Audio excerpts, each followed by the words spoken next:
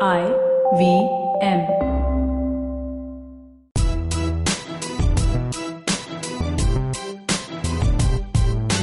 Hi, I'm Zarina Poonawalla, your peak performance coach, life coach, emotional intelligence practitioner, and NLP practitioner. I'm also the founder of Abso Expertise Unique, and my organization constantly aims at building leaders across continents. After having worked with so many dynamic business honchos, entrepreneurs, startups, CEOs, management gurus, parents, and student communities worldwide, I am convinced that every individual has unleashed potential, and all we really need to do is realize it. Watch the magic unfold, enhance quality of life, relationships, and professions. On my show, be ready for some riveting conversations with inspirational people, snippets, stories, and much more. So here I am on this exceptional journey to find empowerment and inspiration anywhere I can. Come join me on this breathtaking path of self-realization, potential maximization, positivity, and most of all, embrace your inner power. You are on your way to empowering yourselves. Welcome to the Empowering Series with Zarina Poonawalla. On today's episode, I'm in conversation with a graphologist, a high-performance coach, and the host of Absolutely Right. So please welcome Aditi Surana. Hello, Aditi. Hello. How are you? Doing very well. How are you? I'm good. I think we are having this. This is probably our second conversation. Yes. Right? Yes. On record. Yes. On record. Yes. So how have you been, and how have the past few months treated you? So how have I been? Eating a lot, cooking a lot, and to my surprise, working a lot because 3 months ago we started a social initiative with the lockdown. And it was something that we thought, probably few people will join in and we can be of help. But we had 700 people joining in for a journaling workshop, which is a handwritten journaling along with graphotherapy, where we use handwriting to calm and deal with anxiety, which was very surprising, but also with a lot of work it came. So all the time is spent in doing that. So I haven't got any breather. I haven't watched any pending Netflix. Like no clue. So so I haven't got the lockdown break. So I'm happy, very, very happy about it because, finally, sometimes you have some ideas that are going at the back of your mind that one day you will do it. So these 3 months was that one day period for me.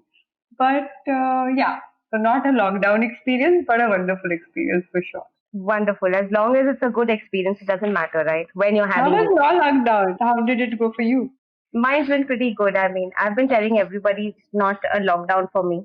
It's a live it up situation. And also the fact that I think I'm too privileged to complain about anything. So I don't bother really thinking and cringing about not going out and the fresh air and the drives. It's okay. That's amazing. But As long as you get to live and stay healthy, I think we're doing well. So I guess that is good enough for me. That's really important that we understand that basic minimum is so important at this point in time. I know. So, a lot of people end up complaining about what's not going well and, how frustrating it is. And I'm pretty sure that you've also been working with a lot of people dealing with anxiety and stress. But before that, I'd love for you to tell our listeners a little bit about your journey so far in graphology and coaching. So I became a graphologist because I'm a dyslexic and a very proud dyslexic by now. But back in the day, I wasn't aware that I'm a dyslexic child. So how you struggle and you have like all these very everyday challenges or really big challenges for any dyslexic person, especially in a school system where you have to follow all the rules and specific timelines. So here I was figuring myself out, and I chanced upon I went for a personality development course, and the teacher asked us how many zeros can you draw in a minute, and we came up with whatever random numbers, 40, 50, 70, whatever we thought was correct. She said, okay, I'm going to time you right now, and please draw the zeros, and we'll see. So we did that, and I started looking at everyone's notebook, and I started analyzing their personality very instinctively. I didn't know there is a study involved. I had no clue about it. But in that moment, something, I just could see some patterns. Mm-hmm. Eventually, I learned that it was about a subject is called graphology, where you can study the graph made in handwriting strokes, numbers, and Right. any formation, even doodles for that matter. Eventually, I learned that there is a career in it because in India, we didn't have graphologists back in the day. Mm-hmm. So I became one of the first professional full-time graphologists. People used to do it as a hobby, but I'm talking about, I think I was 18 and a half or 19, where I did my professional courses and jumped into it. So So that's you literally analyzed handwritings and watching people when you were that young, yes. So and you knew that this is what you wanted to do with life. no, I think I just knew that this is getting me attention, and as for a 14-year-old who was otherwise struggling with other things in life, this was really cool. I'm like, oh my god, people are making like at least noticing that I exist. So initially, that was like a big uh, confidence booster, if I may say. But eventually, I was always intrigued by people, and I observed people very closely from childhood. So everything just started making sense after that, and when you suffer from something like dyslexia, there are other issues that you develop, right? You always question yourself. You do not know exactly whether you're a misfit or you really belong here. So when I started studying psychology, I realized there is so much more that one can understand and so much you can do by merely understanding the deeper aspects of someone's mind. Then there was no turning back. So I got trained as a graphologist, as a counselor. I did multiple psychometric certifications as a coach, eventually high performance coach. So all the training went in to become a Mm-hmm. professional in this field, which very few people are aware of. People think people just become graphologist by hobby, but graphology is a study and it's also backed by scientific research and a lot of data analysis, which we are not aware of. But it's an accurate mathematical study of somebody's personality. Right. So, how does it typically work? So, if I wanted to get my study done, then I'm supposed to be writing something for you. Yes. The way I can't send it to you on email because naturally that's not my writing. Is that what it means? yeah, like the font you choose, no. Yeah. So, how does it typically work if somebody has to come to you for, a proper analysis of the entire So we graphology? always ask people to write a paragraph without Mm-hmm. copying or without writing something from memory. It has to be a spontaneous paragraph, and then you can write anything. I don't read the content at all, and Mm-hmm. sign 2 3 times just to make sure that it is consistent everywhere. If it is really inconsistent, then that speaks different things about you. Okay. But if it is consistent signature, then we compare handwriting with the signature. That is how it goes. So Mm-hmm. that is the first how to create a sample. In a session, typically you analyze someone and absolutely write a podcast. You're aware of it because we have Yes. interviewed you and we hope we find that recording and we can like release that episode. But Yeah, that I wrote this entire poem for you, and it was pointless because you oh, didn't read it. yeah, because I said, oh, Handwriting. oh, I think you I should write. remember that. I know, I remember that. Yeah. So the whole idea is you cannot write it from your memory. You have to write Right, right, something from your heart in the moment. That right. because we want to make sure that whatever is happening within Mm-hmm. you represent your handwriting represents that specific Right. emotion, specific desire, specific stress, and some part of your handwriting always changes, but Mm-hmm. some is always consistent. So people, when they look at the writing, they're like, "But my handwriting keeps changing. How can you analyze me?" It works Right. because like our personality, and you would know this with your experience and profession, that people may Mm-hmm. change in certain ways, but you do not change entirely. So same That's thing is right. applicable Certain here. cores remain the same, Yes. certain prerequisites just stay. Yes, and I remember having a wonderful episode with you, and it was so much fun recording. So, yes, fingers crossed you find it too. Yes, really. And we can, I'm also hoping once the office and recording studio opens, we can get our hands on that too. Yeah. definitely. I believe, Aditi, lately you've been, circling a lot of conversations around anxiety and stress. There was something you were doing live recently, Yes. and, you've been picking up a couple of burning issues. Also, more recently, depression. So, Yes. what are your thoughts on these words and these emotions? I fundamentally believe that it is okay for all of us to have emotions that are disturbing, and having anxiety is also normal, and all of us go through that. But it is not okay to feel paralyzed by it. And we don't have tools to move forward. We don't have methods. Now, in professions like ours, we study human beings from a different perspective, but we also keep thinking of different tools and different methods that can, enhance your performance, can change the way you look at your own life. Same thing is applicable to emotions, but nobody talks about it. And I think it is a high time that we really jump in and start talking about those really, really uncomfortable issues. I think Right. Sushant Singh Rajput's death also shook all of us at that level where we cannot ignore it anymore. So even with Anxiety Initiative, we started a 21-day journaling workshop, which was Instagram Lives. Every day we did these 1 hour or like 20 minutes conversations with people. And we realized that so many anxious people are so functional. You know, we have this idea that if I'm mentally sick or I'm mentally going through a problem, then I will not be functional. And if I'm functional, that means everything is okay. Now, Mm-hmm. that is not true. Like asymptomatic mental illness is a very, very common phenomenon. You may be going through so much, but you don't talk about it, you don't even acknowledge it for yourself, and it builds up, builds up, builds up to a point where your body takes over and it becomes Right. unbearable for you. And then one fine day you have an attack, or you have an anxiety attack or a seizure, whatever you think, that all reactive thing happens because we have no ways, no methods, no routines in which we deal with our minds the way we deal with our body.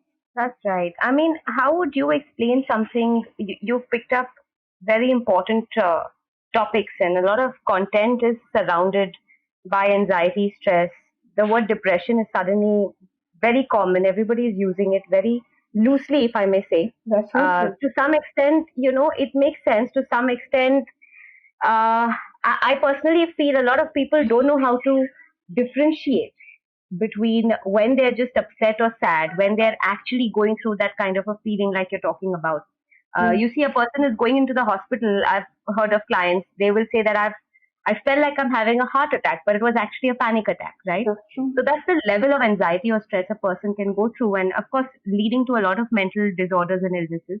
How can you differentiate, Aditi, when someone is actually going through depression or is just going through a phase, or an episode in life? So I also believe that it begins with a phase or an episode. Like your Okay. depression doesn't happen one fine day. Like you really reach some deeper parts of your emotions, and then you deny it or you do not pay attention to it. So it goes even deeper and it keeps on playing on your mind to a point where it becomes a Mhm. physiological condition. Like Mhm. I heard from one of our listeners and a story of his colleague. He said, Mhm. my friend, he was looking normal, and after the lockdown, when the office opened, all of us were, like stressed about the work because he had so much to do for client servicing, all of that. And he had a mild paralysis attack. Everybody thought it's physical, but doctor eventually diagnosed it to be an anxiety attack. Mhm. So you do not know where your body takes over. So my simplest way to observe in other person or even in yourself, if you Mhm. have very erratic sleeping patterns, eating patterns, or even speaking patterns, which means sometimes people sleep a lot, sometimes they don't Mhm. sleep at all. Some people eat a lot, some people don't eat at all. So there are, like, these are erratic behaviors. Like I remember I was going through an emotional phase few years ago, which was disturbing, and I was dealing with something, and I used to crave sugar again and again, and I couldn't notice it. I thought, oh, I'm feeling like eating this and eating that. My sister Mhm. noticed it, and she's like, you're eating sweets unusually. Like the quantity is much higher, and you're craving it again and again. Just observe that, and because she brought it to my awareness, I started paying attention to what was happening exactly. Now, for yourself and also for other people, if you can just be aware that if they're doing something, investigate. Do not intrude, do not conclude, do not blame them. But at least investigate, like ask questions. I feel that's one of the most powerful tools we can have is asking right questions. I feel Right. depression is one But thing when that you you say can't right, understand easily. yeah, no, it's not. And I mean, we are talking, and there's conversation about mental health, conversations open about it. But it is as simple as people need to be shaken up to understand that something's going on inside you, and just because you can't see it doesn't mean there is no suffering, doesn't mean there's no pain. And I think somewhere I realize, and with the kind of people that we're surrounded with, sometimes you realize that more than the person going through the entire situation or the illness as such, I think sometimes families are not very supportive. So true.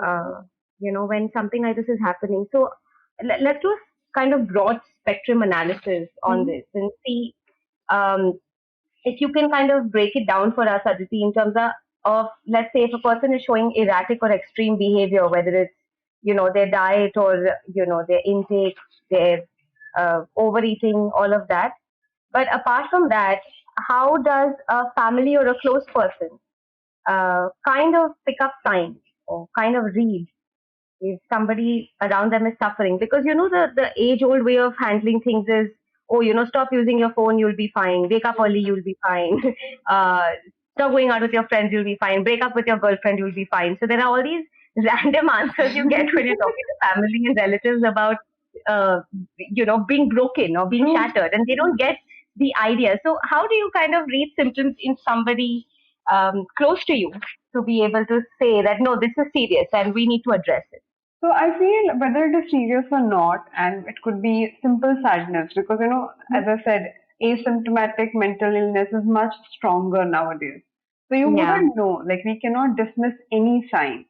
So my sister is an actor, and I'm sure all the people who have actors around them, all of us felt that sense of discomfort after hearing Sushant's news, and we all checked with all actor friends and all people who are living alone. Now, all of that happened because at some level you don't know who may burst at what point, especially now.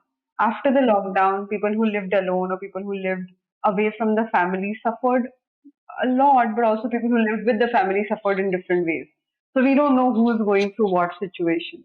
So it may look like simple sadness to you or overreaction or tantrum, but it might be just a tip of the iceberg. So let's be aware that, especially in the times that we are right now, we have to be super careful. So one thing is that like, don't dismiss any sign, even if it is like not as erratic as I mentioned. Don't dismiss it.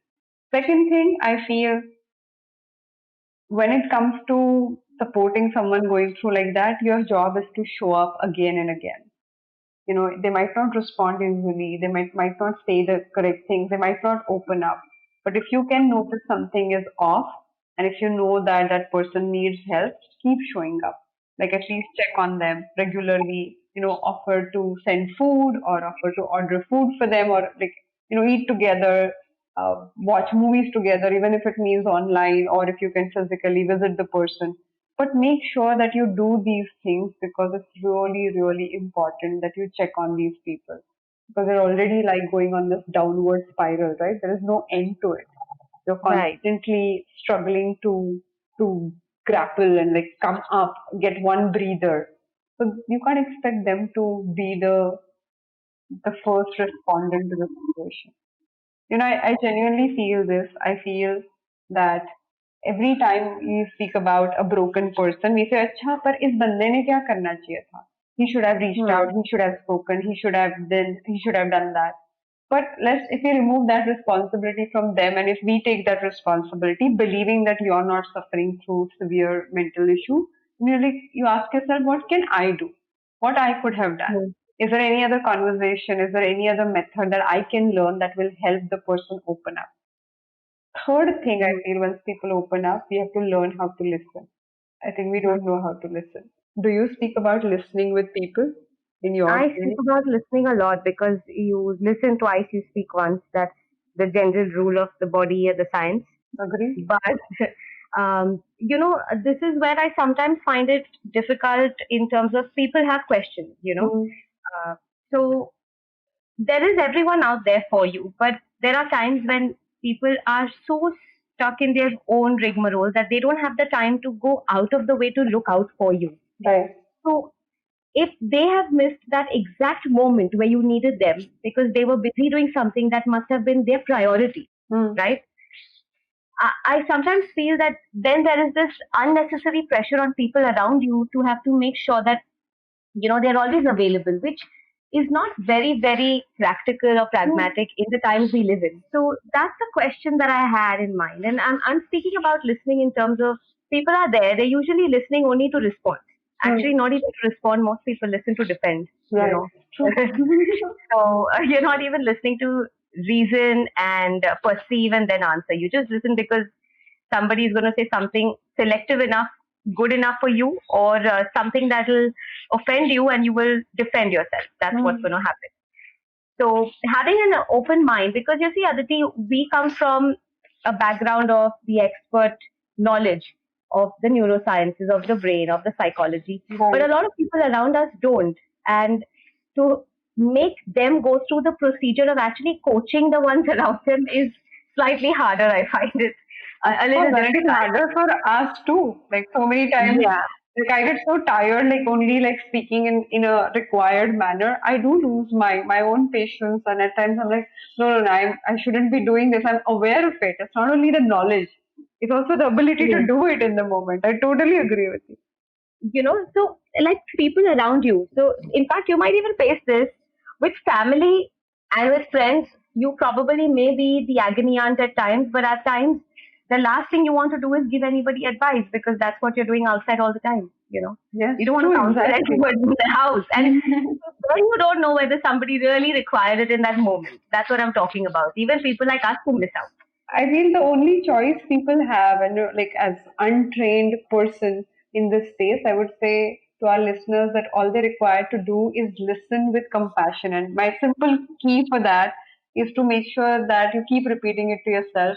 My only and only job here, while listening to somebody who is suffering mentally, is to make them help them suffer less by just sharing, by hearing them, by probably making a warm cup of tea while talking to them, but just suffer a little bit less.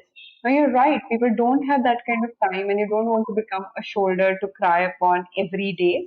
So we do have that as a challenge for sure. And in that case, I feel setting your own boundaries is very important, Right. very crucial. So you say things like, I can imagine what you're going through, but I cannot understand it. Probably I'm not the exact person to help you, but can I find a therapist around you?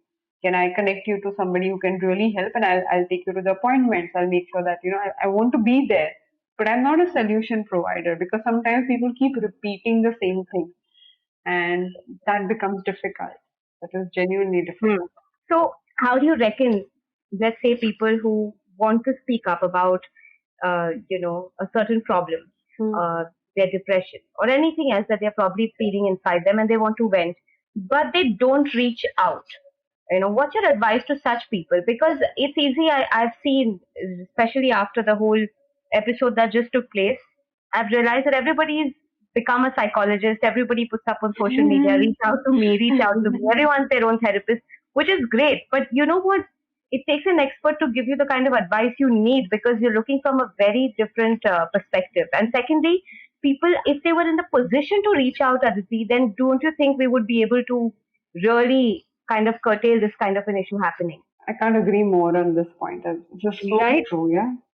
So I just feel this whole facade about you should just reach out, you should just reach out. I just feel it's not that easy for people. Had it been that easy, half the issues wouldn't be around us. We wouldn't be faced with the problem. So how should one take that step, Varuna, according to you? I feel only one advantage of people saying please reach out. At least people Hmm. are aware that someone else has to reach out. People are at least Hmm. open and they're talking about it. So we are creating slightly better environment for Uh-huh. those who are suffering to think about reaching out, which didn't Uh-huh. happen. I think it was like hide, don't talk about it. It was the hush culture we were into. And at least last Right. 2, 3 years, at least people are saying, okay, it's okay. No, so what? Like a therapist the other day explained that, people, she said, I'm a psychotherapist for many years and nobody ever introduced me as their therapist. People used to like look away and walk away. Oh Now yes. that didn't have, see, like for the first time in last 3, 4 years, the trend has changed and people call me for their parties and they say, okay, meet my therapist, and it's okay. It's like meet my doctor, meet my dietitian. This has become normal like that. And I thought Hmm. that is a progress to begin with. Uh-huh. Second point, I feel one of my favorite things to do is I cook for people when I know they're suffering from something. Like I feel I invite them little early, and sometimes I have had long conversations in the kitchen talking about just food and things and here and there. But the physical care is one of the ways of telling the person that the nurturing matters. Another thing which works really, really well is going for a walk, because when you are physically in nature, and make sure you're doing everything required for social distancing. But Mm-hmm. after that, if you can go for a walk with a person, or if you can, and just one of the most amazing things is walking barefoot in the park. It's really, really helpful. So when you actually walk barefoot, uh, there's a study, there's a science, there's a research supporting this, that your body starts finding its own answers, chemically starts balancing, and then people feel slightly more open to speak about their issues. When they're stuck in their downward spiral, every single thing becomes a problematic, heavy lifting activity. So we have to just assist them initially, and slowly and steadily people start moving. And also, I feel the objective here is to get them to the right source and not become a solution provider. It is Right. not. It's not your job to fix them. You cannot fix anybody anyways, but you can only assist their growth. So I look at it like gardening, it's like you can't grow a plant. You can just create an environment where the plant grows. So I Mhm. think that is what we have to remember. That is really, really crucial. And yeah, I think having open conversations is very important. I And also feel, maybe we like should be. people like you and I and other people who are in this profession, or people who are role models otherwise, Mhm. must come together, and we must speak about our broken pieces. When we just destigmatize this whole idea of having a problem and going through a journey, or having the struggle, and which has also happened with Deepika Padukone speaking and other people, coming up and talking about their issues. I think it is becoming slightly, then the needle is moving and people are becoming slightly open to say that, okay, I have a problem. We have to make that a new norm, I believe. I think the problem here is the fact that people don't know how to embrace their vulnerability. When you speak about a mental illness and you're standing on a pedestal, you don't want to sound weak. So you don't Agree, want to mention it. agree. And the fact that people are opening up, uh, although they have reached certain, heights, or they've reached their epitome of success, and they're talking about their weaknesses or their vulnerabilities, it makes a difference, because one of the ways of dealing with any illness in general, or even your personality in general, is to be able to embrace those vulnerabilities that you have, because they're not weaknesses. You're just using this as a little bit of a defense, and your armor and shield of honor, which nobody really cares about. So you've got to shed it, and you've got to start opening conversations about these things, because it doesn't make you weaker, it makes you stronger. That's so true. And in handwriting, we always have this, people say, do I have a bad handwriting or a good handwriting? There Hmm. is nothing called good or bad handwriting when it comes to graphology. You only have traits in writing. Some of them represent weaker traits, and you have to kind of enhance it.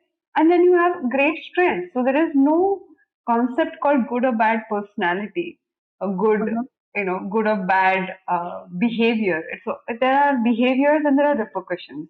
So when we Right. realize that if what we are doing is only about the choices in the moment, we would not label ourselves so much. And I think we do label ourselves as like, if I fall, I'm a failure.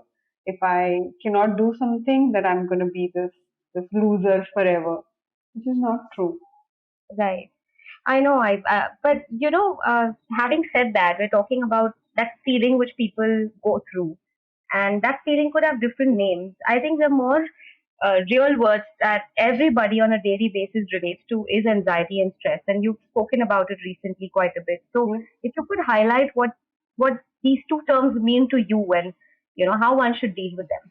So I feel anxiety is a pattern, and it's a pattern which is either noticed or remains unnoticed. But it's a pattern, and I think it's a good news, because the very moment you understand it's a pattern, one, it can be predicted, and second, it can be broken. When things are not in a pattern, then you have to like figure it out every now and then.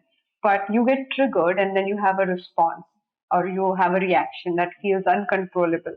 But if you can walk closer and spot that downward spiral prior before you reach the end, you can turn from there. You can make a U-turn and you can just find another path to solve the same problem. I feel journaling is one of the most amazing tools which allows you to spot your own patterns.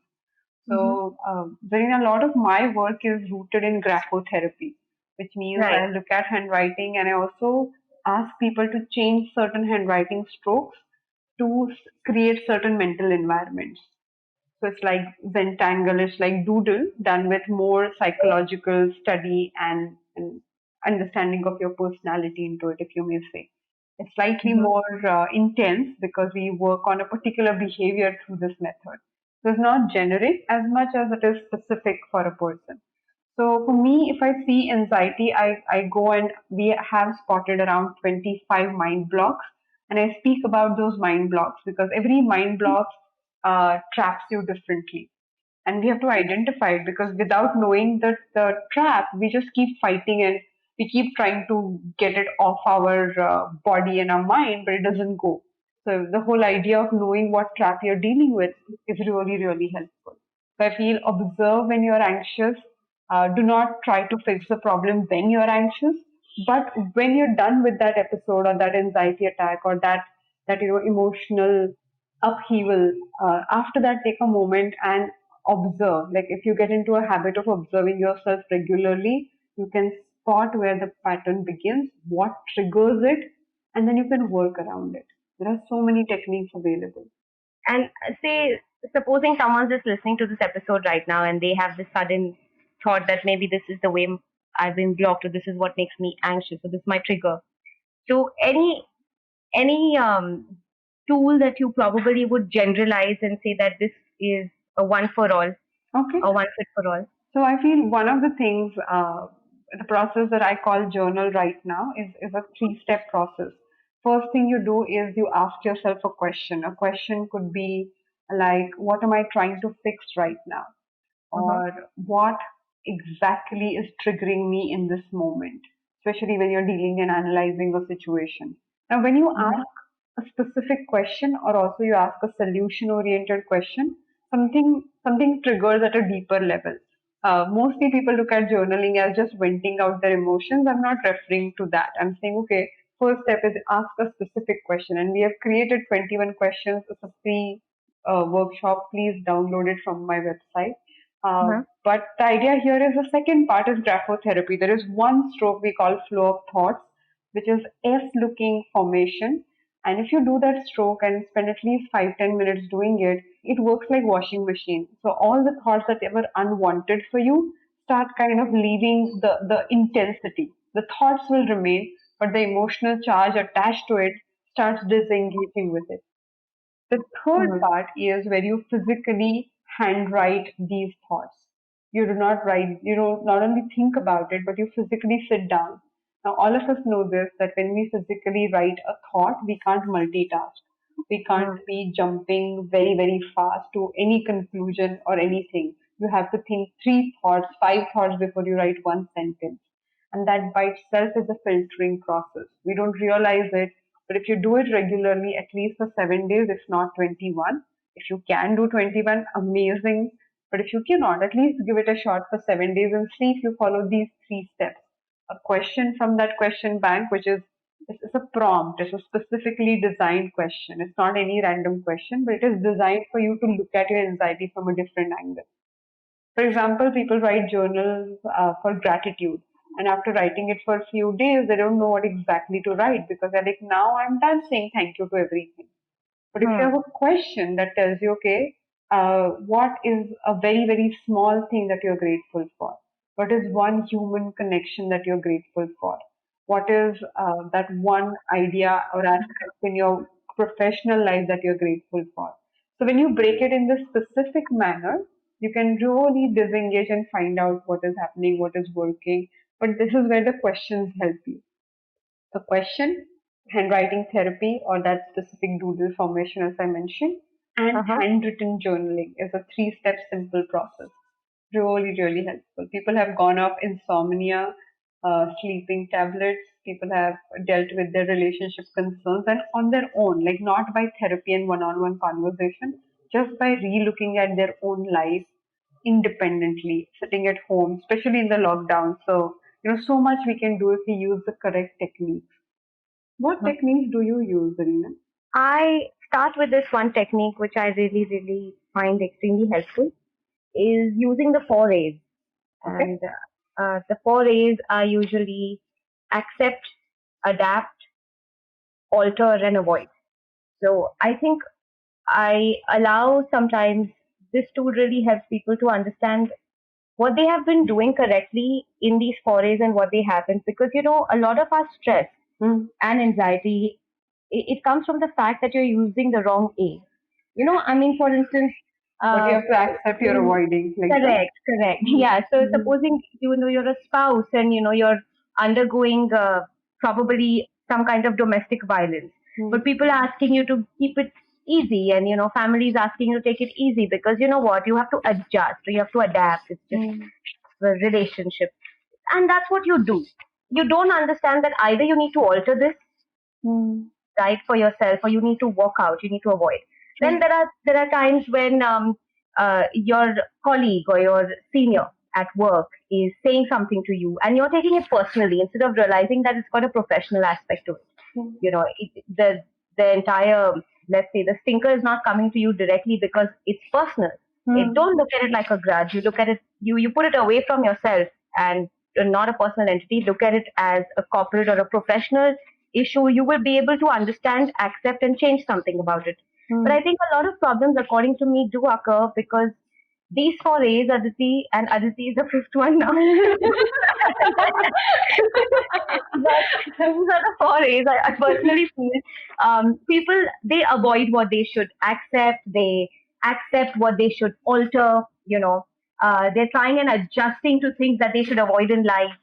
So many times when you're being put down by people, people are judging you, people are saying things to you. What are you supposed to do? Allow that to work on you? Allow that to change you? I guess not. You should avoid those things, right? True. But we let those things affect us. We True. accept it also, we believe it also, we change ourselves, we alter ourselves. So, point being, if you actually know that, let's probably, like you said, pick up a question and then work from that question. So, usually, one of the things that I do is ask them to reanalyze by, of course, journalizing Mm. what they need to change about these forays. I mean, Mm. what are the stressors in these forays that they are actually going through and they haven't even realized because it's True. such an unconscious activity, you know. We need these frameworks. It's so beautiful. You just made it so simple.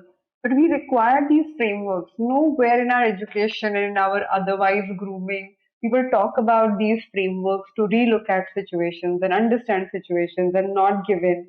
Like one of the things you said that have a third person's perspective, like detach yourself or slightly remove yourself from the situation to see whether I should take it personally or not.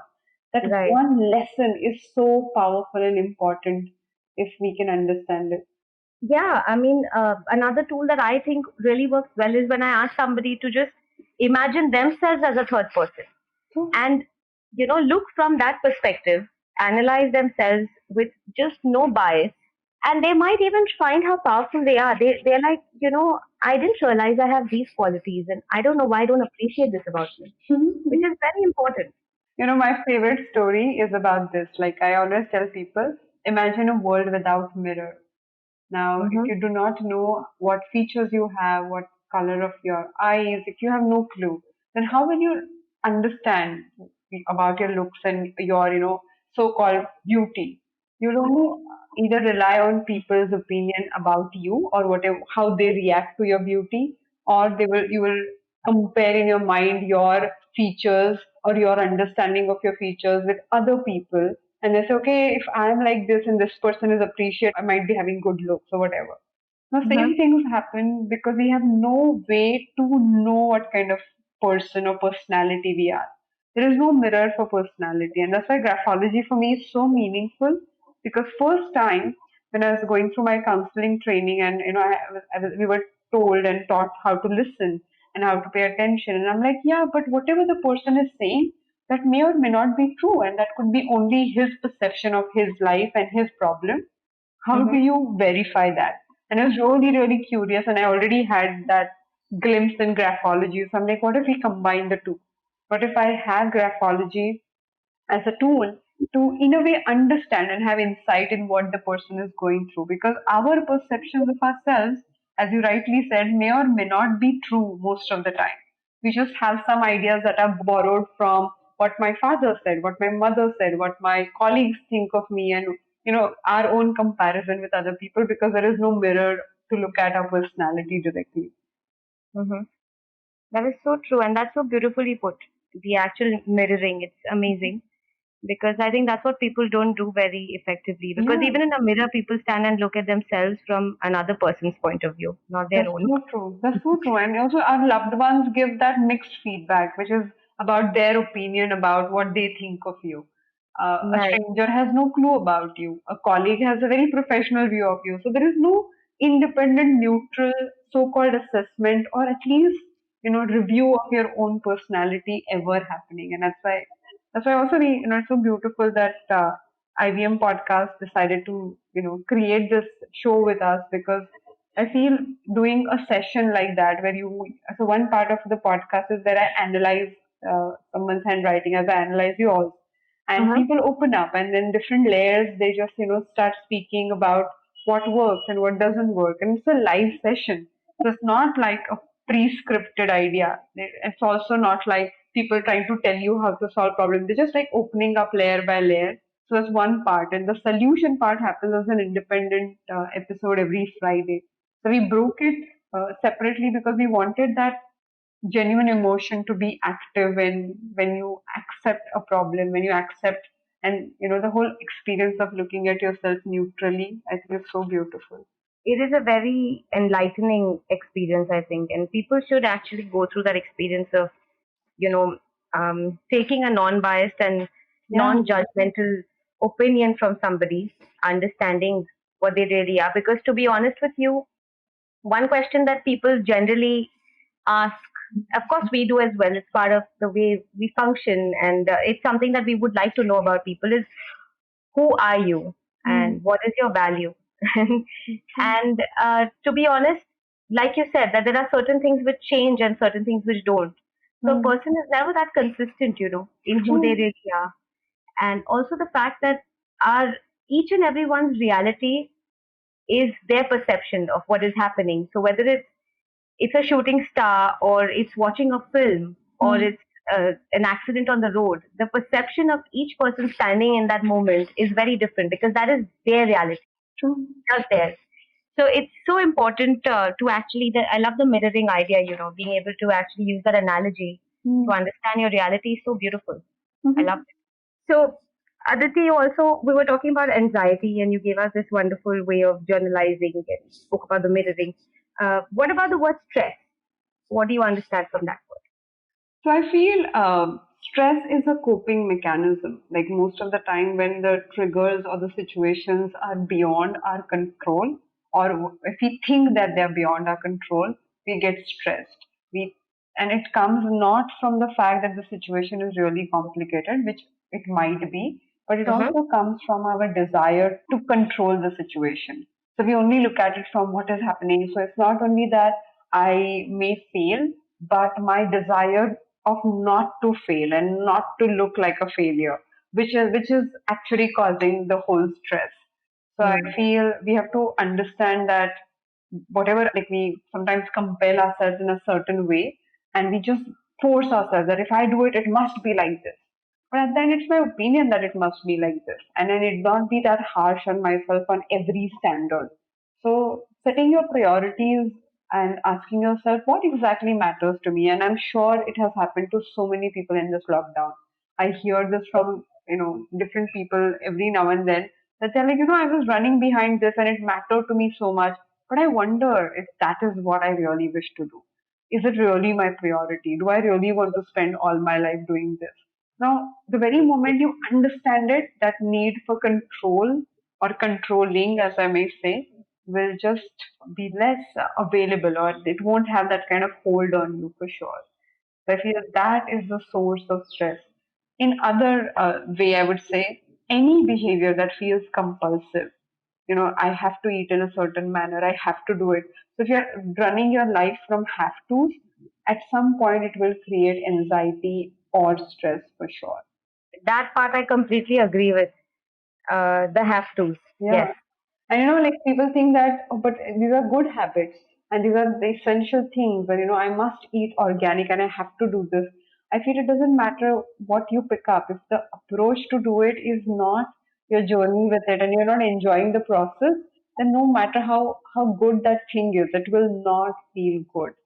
It won't be a great experience for you. That is fantastically put. But this has been very riveting in terms of the conversation we've had, the topics that we've picked up, and of course the whole coaching aspect and the tools that we've discussed. Yeah. Yes. I want to ask you, like I was going through your profile also when we did our episode, like you have done so much of work with people and like, different kind of work. It's not only one assignment or one space, but you have like really experimented with yourself every now and then. So what is your mind frame and how are you now looking at this post-lockdown situation? Mind frame in terms of why I've done all the things that I've done. Yeah, and how do you manage to pick up like really diverse assignments? I had a feeling that you jump in and you figure it out, but I wanted your understanding on this. Yeah, I'm sort of a non-conformist in that way. So I don't get bored with things, but when you expert something, then you want to learn more. And Mm-hmm. when you learn more, then you want to work with more people. So you don't kind of confine yourself to a particular type of people. You don't just work with one sect and forget the other because everybody Zarina, requires let kind of me help. interrupt you and rephrase. I don't Mm-hmm.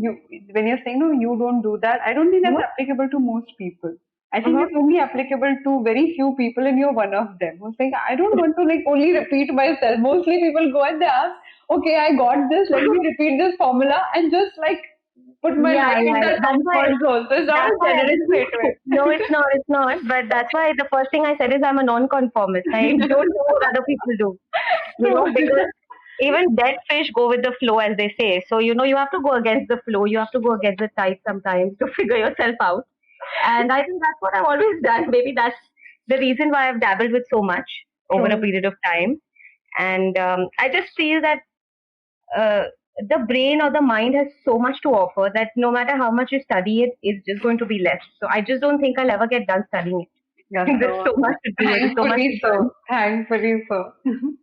Right. So I guess that's where it comes from. But and the other thing that you said, yes, sometimes I put myself into a situation and then I decide, you know, sink or swim, and you naturally swim if you survive. You're a survivor. So that's how it works for me. And how are you planning to deal with your work, especially after the lockdown now? To be honest with you, the like I said, the lockdown has not really changed much, except for the fact that I'm missing out on the tangibility of having that human connection with people, Mm. sitting, proper eye contact, sitting in a coffee shop or sitting in an office or home, whatever. But apart from that, I think if we look at it positively, one, mental health is something, and these conversations are such that they're open now. So Right. no matter how much uh, supply we are, there's always going to be a lot of demand. So So, true. and I feel that it's good because where a country in general of going up is in the 130 crore aspect, so Yeah. you don't understand how many people really need you, and if you are there in time, it's good enough. So I think we exceed the demand in our kind of workspace. Mm. So lockdown hasn't affected me. Like I said, I'm very privileged to even be bothered about what's affected me, because there are people out there who've genuinely been affected and badly affected. So, I'm you going know, to quote here Brené Brown's statement. She said right, very beautifully, she says, the difference between entitlement and privilege is gratitude.